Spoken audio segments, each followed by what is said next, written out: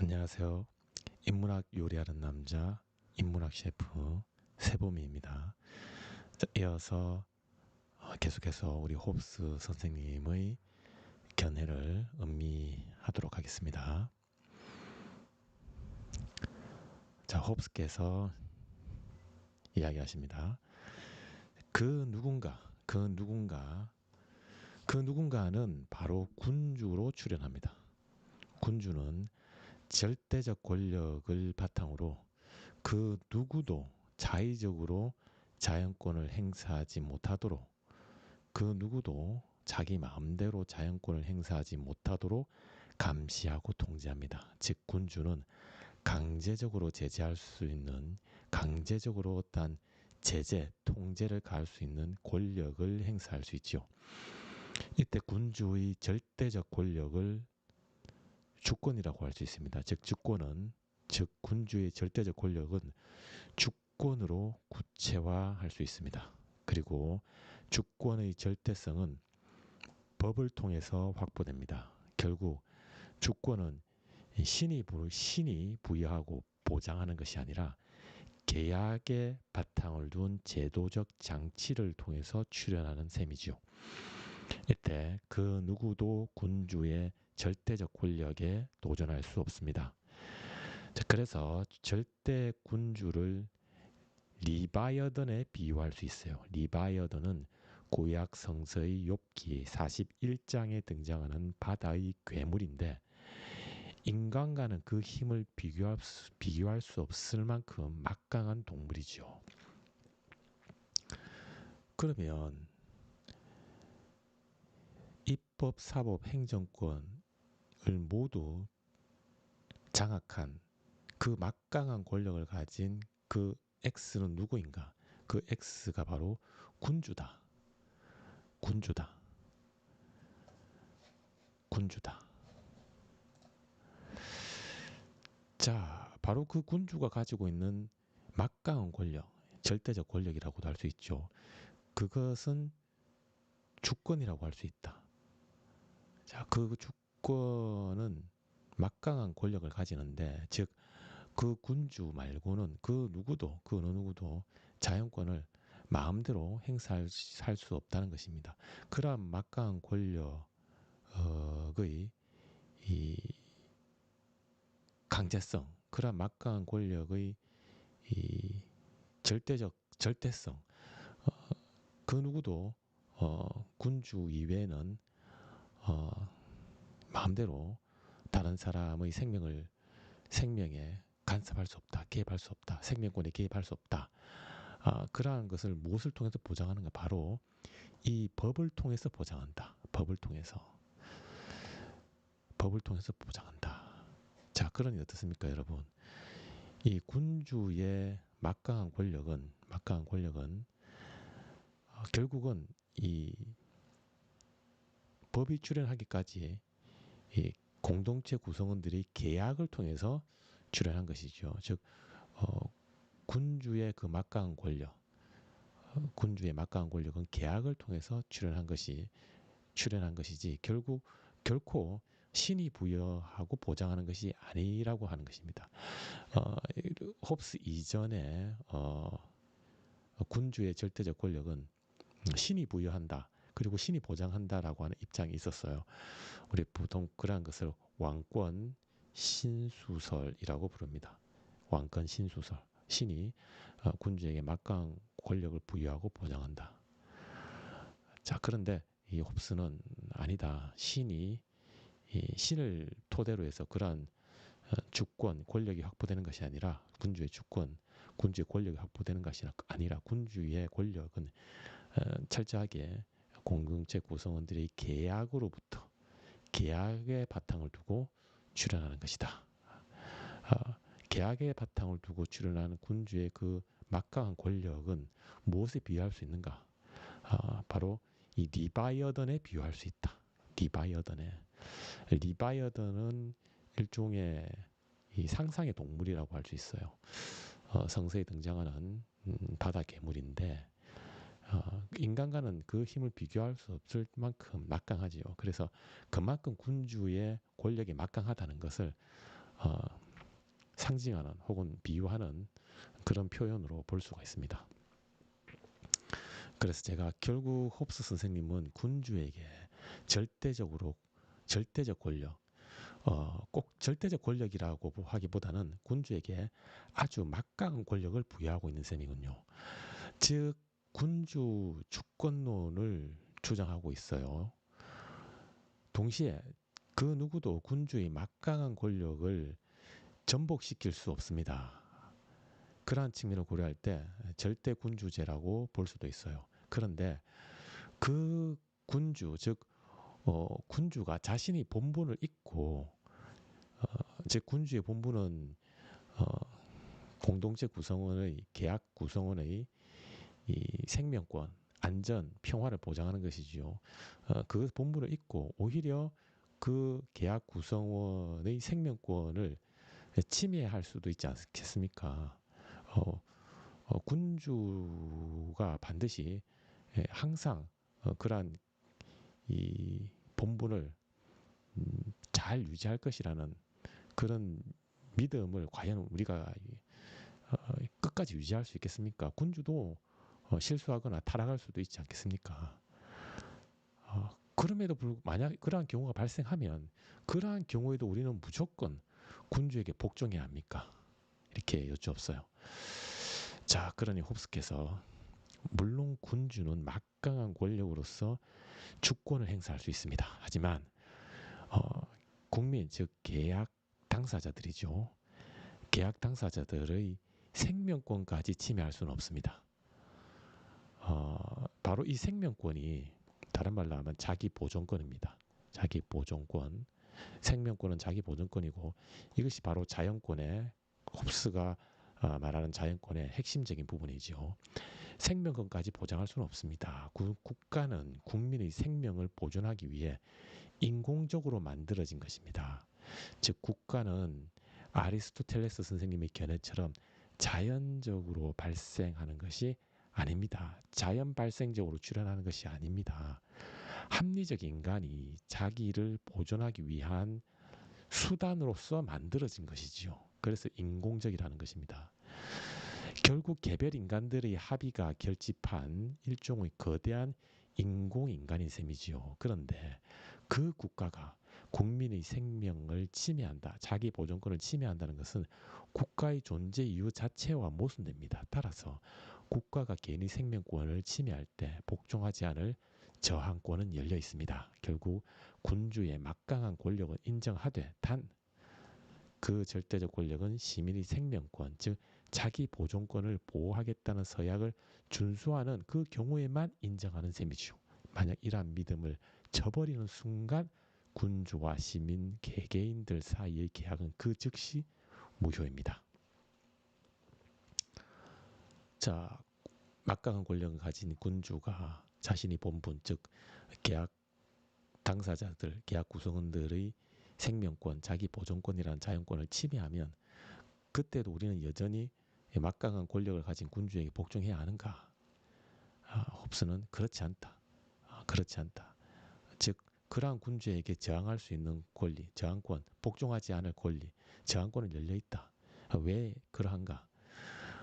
국가의 존재 이유 자체는 국민의 안전과 생명을 보장하고 평화를 유지하는 것이다. 그런데 국가가 그러한 국민의 안전과 생명, 평화를 보장한다는 걸 조건으로 계약 당사자들이 자연권을 맡겼는데 군주가 주권자가 그러한 본분을 온전히 이행하지 못하고 오히려 생명권을 침해한다. 안전을 보장하지 않는다. 그 경우에는 우리가 저항을 할 수가 있다. 저항을 할 수 있다. 군주가 자신의 본분을 잃고 계약 구성원의 생명권, 자기 보존권을 침해한다는 것은 군주의 존재 이유, 국가의 존재 이유 자체와 모순이 된다. 그러한 국가는 성립하지 않는다. 그래서 이 홉스는 군주가 군주의 본분, 생명과 안전을 평화를 보장하는 그런 본분을 망각하는 순간 우리는 더 이상 복종하지 않을 저항권을 가지고 있고 군주가 그러한 본분을 망각하는 순간 어, 군주와 그 계약 당사자들 사이의 합의, 믿음, 신의 이런 것은 그 즉시 무효다. 무효다. 그러니 어떻게 해야 되겠습니까? 군주는 어, 계약이 무효가 되는 순간 어, 알아서 자발적으로 자리에서 내려와야 되겠죠. 자, 이어서 새로운 학자께서 등장하셨습니다. 자, 로크라는 분인데 저도 홉스 선생님과 마찬가지로 국가의 필요성을 부정하는 민수 입장에 반대합니다. 아울러 국가가 인간의 사회적 본성에 따라 자연적으로 발생한다는 아리스토텔레스 선생님의 견해에도 동의하지 않습니다. 국가는 필요합니다. 단 사회 계약을 통해 자연적이 아닌 인위적인 과정을 통해 출현합니다. 그래서 로크 선생님도 국가는 어떻게 출현하는가? 국가는 자연 발생적으로 인간의 본성의 바탕을 두고 출현하는 것이 아니라 계약을 통해서 인위적으로 출현한다. 인위적으로 출현한다. 그리고 그 인위적으로 출현하는 국가는 반드시 필요하다. 반드시 필요하다. 이런 입장을 가지고 있습니다. 자, 그래서 제가 여쭈었어요. 홉스 선생님의 견해에 그러면 전적으로 동의하십니까? 홉스 선생님도 국가는 인위적으로 출현한다. 그래서 국가는 일종의 인공물이다. 인공물이다. 라고 표현을 하셨는데 그러면 당신과 로크 선생님과 홉스 선생님은 결국은 서로 통하는 측면이 있는데 그러면 홉스 선생님 의견에 동의하십니까? 이렇게 여쭈었습니다. 자, 그러니 로크 선생님께서 그렇지는 않습니다. 먼저 자연 상태와 자연권과 관련하여 저는 홉스 선생님과는 생각이 다릅니다. 자연 상태를 만인들 사이의 투쟁으로 인한 전쟁 상황으로 볼 필요까지는 없어요. 자연 상태에서 개인은 자연권을 소유하고 있습니다. 그 자연권의 내용을 생명권, 자유권, 재산권으로 구체화할 수 있는데 사실상 총칭하여 소유권으로 볼 수 있어요. 그런데 각 개인은 소유권을 가지고 있다는 측면에서 자유롭고 평등합니다. 자유롭고 평등합니다. 그리고 자연 상태에서 자신의 소유권을 침해당한 개인은 다른 사람, 타인에게 보복할 수도 있어요. 그 보복할 수 있는 권리도 가지고 있습니다. 결국 자연권은 개인의 소유권을 존중하는 셈이지요.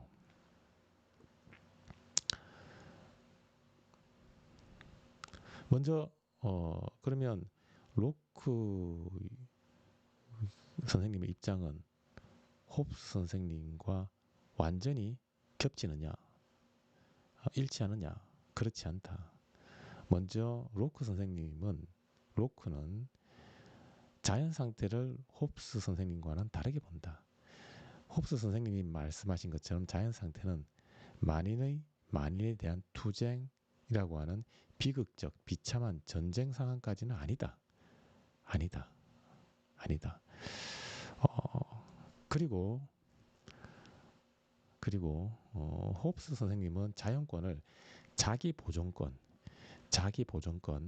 내지는 생명권을 자연권으로 보고 있는데 로크 선생님은 그것을 조금 더 구체화해서 생명권을 포함해서 자유권과 재산권까지 자연권으로 보고 있다. 즉 태어날 때부터 가지는 권리로 보고 있다. 보통 우리 이러한 것을 천부 인권이라고 합니다. 태어날 때부터 가지는 권리. 그래서 로크의 관점에 따르면 여러분들은 모두 태어나는 순간 즉시 생명권, 자유권, 재산권이라는 천부인권을 부여받는 셈이죠. 이러한 것을 총칭하여 소유권이라고 할 수 있다. 그래서 다른 사람이 함부로 나의 소유권을 침해하면 보복도 할 수 있다. 결국 이 자연권은 개인의 소유권을 존중한다는 것을 전제로 하고 있다는 것을 우리가 알 수가 있어요. 그러면 로크 선생님은 자연 상태와 자연권의 리스트, 항목과 관련해서는 이 홉스 선생님과는 의견을 달리하고 있는 셈입니다. 자, 그래서 제가 로크 선생님은 자연권을 구성하는 항목 중 하나로서 재산권을 포함하고 있는데 그 재산권은 어떻게 추론합니까? 제가 그 로크 선생님께서 제시하신 자연권의 리스트 항목 중에서 이 재산권은 어떻게 추론하는가 이렇게 여쭈었습니다. 자, 그러니 로크 선생님께서 재산권은 세 측면의 권리를 바탕으로 추론합니다. 자, 그러니 이제 재산권은 세 가지 과정을 거친다는 거죠. 재산권이 추론하는 그 프로세스가 첫째, 개인은 자신의 노동 그 자체를 소유할 권리를 지닙니다. 노동 활동이 곧 권리입니다. 두 번째로 노동을 들여 생산한 결과물에 대해 권리를 가집니다. 세 번째, 노동을 들여 주인이 없는 토지나 천연 자원을 확보하는 것에 대한 권리지요. 결국 무언가를 소유할 수 있는 자격이 노동에서 비롯하는 셈이죠. 이러한 저의 관점을 노동의 소유 자격 이론으로 부를 수 있습니다. 자, 그러니 이 자연권의 세 가지 자연권 항목, 즉 생명권, 자유권, 재산권은 태어날 때부터 부여받는 권리인데 그 중에서 이 재산권이라는 부분은 상당히 흥미로운데 이 권리는 어떻게 출현하는가? 그 재산권의 가장 근본적인 원천은 바로 노동이라는 겁니다. 노동이다. 노동 그 자체, 노동을 통해서 생산한 결과물, 그리고 노동을 들여서 확보한 토지나 천연자원. 그러니 모든 이 사유재산, 재산권의 이 출처는 노동이다. 이것을 노동의 소유 자격 이론이다. 이렇게 로크 선생님은 보고 있습니다. 자, 그러니 예를 들어서 주인 없는 이러한 땅에다가 노동을 들여서 이렇게 금을 그어서 이것은 내 땅이라고 규정을 하면 먼저 자신이 노동을 들여서 금을 긋고 그물을 치고 자신의 땅이라고 선언을 하면 노동을 바탕으로 출현한 사유재산권의 선언이기 때문에 이 즉시 재산권이 출현한다 이렇게 보고 있는 셈입니다.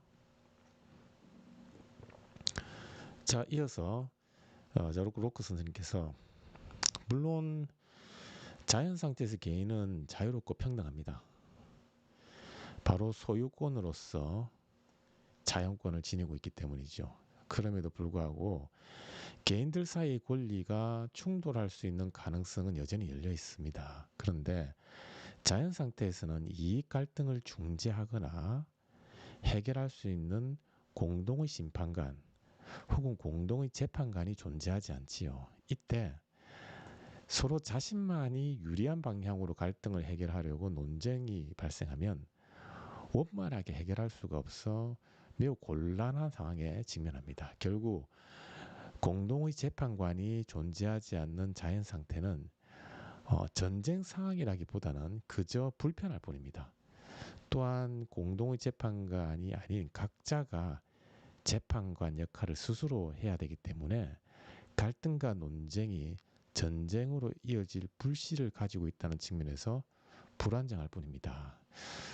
그래서 로크 선생님은 자연 상태는 만인에 대한 투쟁으로서 비극적이고 비참한 그러한 전쟁 상황까지는 아니다. 그저 자연 상태는 불편할 뿐이다. 왜냐하면 나의 자연권과 다른 사람의 자연권이 서로 충돌할 경우에 그러한 것을 원만하게 해결해 줄 수 있는 공동의 심판관이 없고 오직 자기가 스스로 그 심판관 역할을 해야 되기 때문에 자기가 유리한 관점에서 의견을 제시하다 보면 이 충돌, 갈등의 문제가 잘 해결되지 않는다는 겁니다. 그래서 불편할 뿐이라는 것입니다. 예를 들면 좀 전에 예를 든 것처럼 A라는 친구가 주인 없는 이 토지에다가 노동을 들여서 금을 이렇게 그었어요. 금을 긋고 자기 땅이라고 선언했는데 B란 친구가 갑자기 등장해서 아니야 얘야 사실 내가 어제 너보다 먼저 이렇게 금을 그어 놨어. 단지 울타리를 치지 않았을 뿐이야. 이렇게 논쟁이 붙었어요. A는 자신이 노동을 들여서 확보한 재산권의 범위가 여기까지라고 주장을 하고, B는 자신이 노동을 들여서 확보한 재산권의 범위가, 즉 토지 소유권이 여기까지라고 주장하니까 서로 재산권을 주장하는 과정에서 이만큼의 충돌이 발생하는 셈이죠. 충돌이 발생하는 셈입니다. 그런데 이 자연 상태에서는 누구의 의견이 옳다라고, 누구의 의견이 조금 더 설득력이 있다라고 하는 객관적인 공동의 심판관이 존재하지 않는 거예요. 공동의 심판관이. 그러니 자기들끼리 자기가 스스로 재판관이 되어서 문제를 해결하려다 보니까 서로 충돌, 갈등이 일어나는 거죠. 갈등이. 자, 그러니 자기 스스로 자신을 변호하다 보니까 공정하고 객관적 관점에서 변호하는 것이 아니라 서로 자신이 유리한 방향으로 의견을 제시하게 되니 이 갈등의 문제가, 의견 갈등과 충돌의 문제가 원만하고 온전히 해결이 안 된다는 것입니다. 그러니 매우 불편하다는 것이죠. 그리고 이것이 조금 더 지나치면 전쟁으로 이어질 가능성, 불씨를 가지고 있기 때문에 전쟁 상황까지는 아니더라도 불안정하다는 겁니다. 그래서 자연 상태는 만인에 대한 투쟁, 전쟁 상황까지는 아니더라도 그저 불편하고 불안정할 뿐이다. 이렇게 로크는 보고 있습니다. 그래서 제가 여쭙습니다. 그럼 그렇게 불편한 자연 상태, 불안정한 자연 상태에서 벗어날 수 있는 대안이라도 있습니까? 이렇게 여쭈었더니 로크 선생님께서 물론 있지요. 각 개인은 자신의 자연권을 공동의 재판관에게 양도해야 합니다. 즉 사회 계약을 통해 자연 상태에서 국가 상태로 이행하는 셈이죠.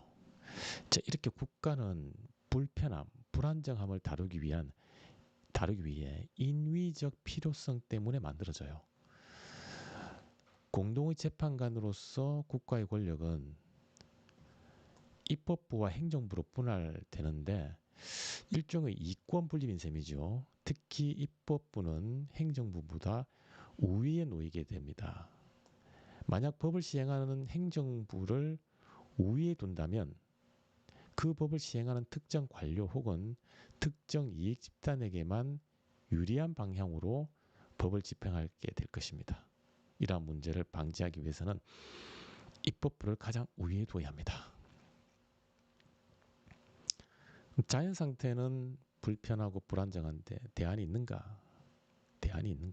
여기에 대해서 우리 로크 선생님은 대안이 있다. 그 대안은 무엇인가? 바로 공동의 심판관에게 자연권을 맡기기로, 양도하기로 합의하면 된다. 바로 그것이 사회계약이고, 그러한 합의가 이루어지는 순간 자연 상태에서 국가 상태로 이행한다. 그러면 그 국가가 일종의 공동심판관으로서 역할을 하기 때문에 더 이상 불편하고 불안정하지 않다.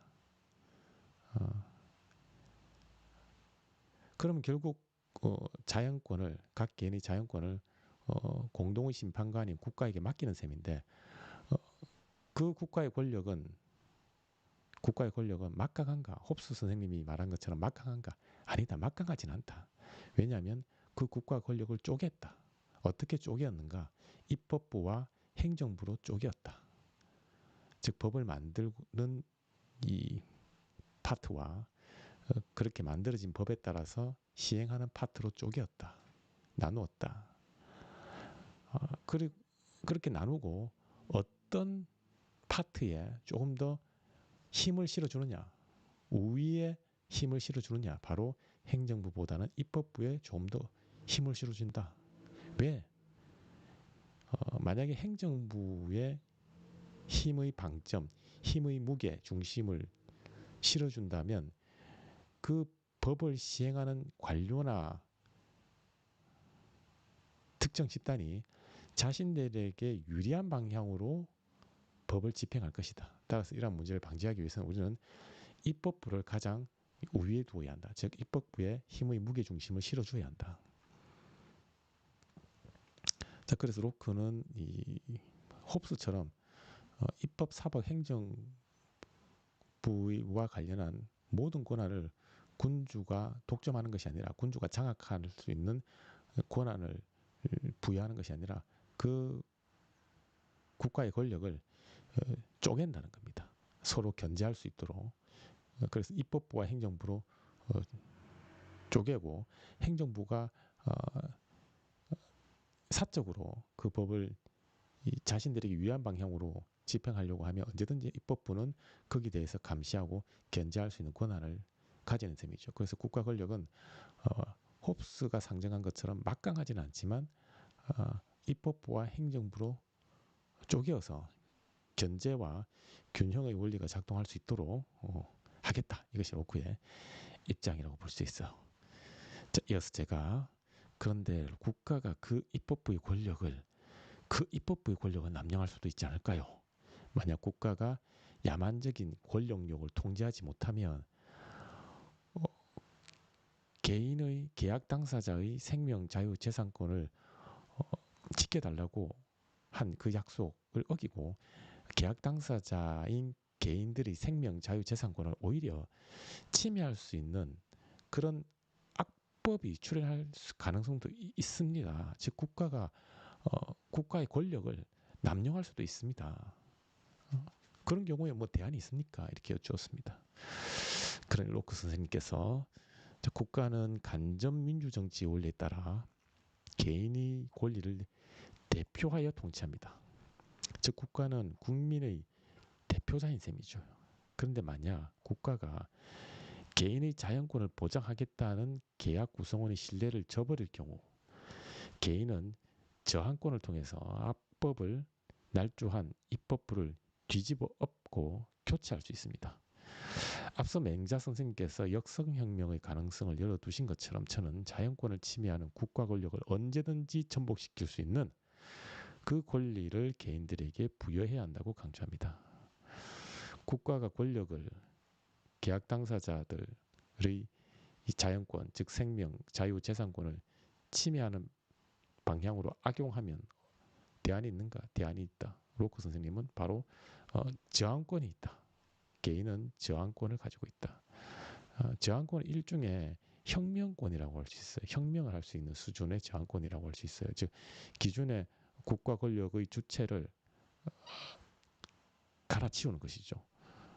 그래서 이 로크 선생님의 저항권은 일종의 혁명, 레볼루션의 성격이 강하다고 볼 수 있습니다. 그래서 우리 맹자 선생님의 역성혁명과 마찬가지로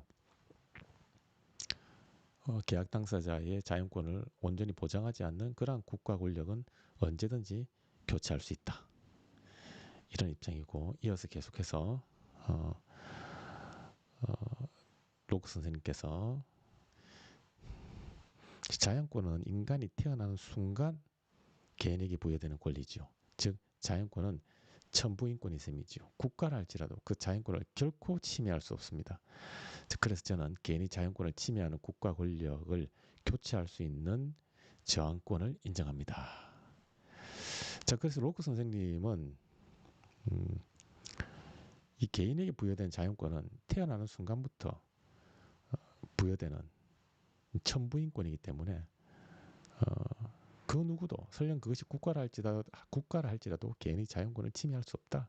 만약 그러한 일이 발생한다면 계약 당사자의 시민, 개인은 그 즉시 저항권을 행사하여 기존의 국가 권력을 새로운 국가 권력으로 교체시켜 버릴 수 있다. 즉 혁명 수준의 저항권, 매우 적극적인 저항권을 행사할 수 있다. 이런 입장이라고 볼 수 있습니다.